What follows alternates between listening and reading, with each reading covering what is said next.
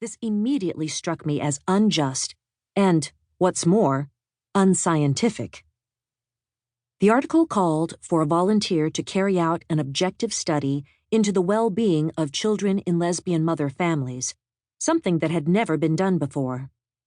I had been searching for a subject for my master's dissertation and felt that it was cruel to break up these families, especially in the absence of any evidence against them. So, I responded to the call for help, offering my services as a fledgling researcher. Little did I know that this would be the start of a research project that would continue for the rest of my working life. I got in touch with Action for Lesbian Parents, the group of women mentioned in the article who were dedicated to publicizing the unfairness of the legal system and were looking for researchers to investigate children growing up in lesbian mother families. A woman called Bernie Humphreys answered my call and invited me to come to her home in Cambridge, where the group was based. Bernie's house was a large, gray-stoned Victorian villa with children's drawings on the walls inside. I was nervous throughout the meeting.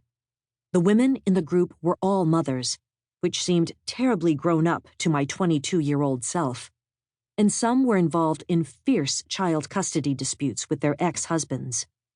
They understandably wanted to make sure that I could be trusted to carry out an independent study, and were especially concerned that I did not hold preconceived ideas about lesbian mother families. They asked me about my background and questioned me in great detail about how I would conduct the research. Some of the women were researchers themselves and gave me a tough grilling, but somehow I passed their test, and they agreed to put me in touch with organizations that could help me find families who were willing to take part. Many years later, I moved to Cambridge to become the director of the university's Center for Family Research. Whenever I pass that gray stone house, I think of the drawings on the walls and wonder where those children are today. I also think about how the families in that house, who had to fight so hard for their existence, let alone acceptance, paved the way for many different types of families I could not even imagine in 1976. In the years since then, new reproductive technologies and evolving social norms have radically changed the ways that families are created and structured.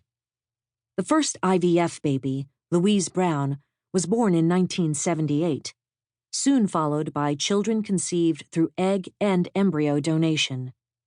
Sperm donation became much more common, and the first cases of commercial surrogacy, that of Baby M in the US and Baby Cotton in the UK, hit the headlines in the mid-1980s.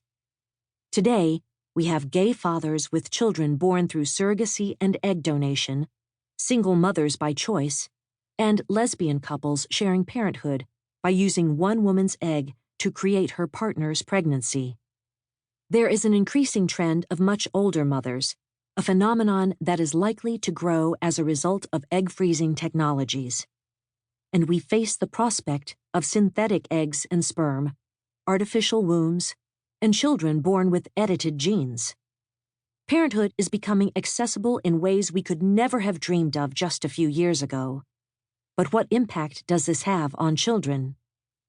Like the judges presiding over lesbian mother custody disputes in the 1970s, many people base their opinions of these new families on assumptions and not evidence. It has always been assumed that the structure of families matters a great deal in child development.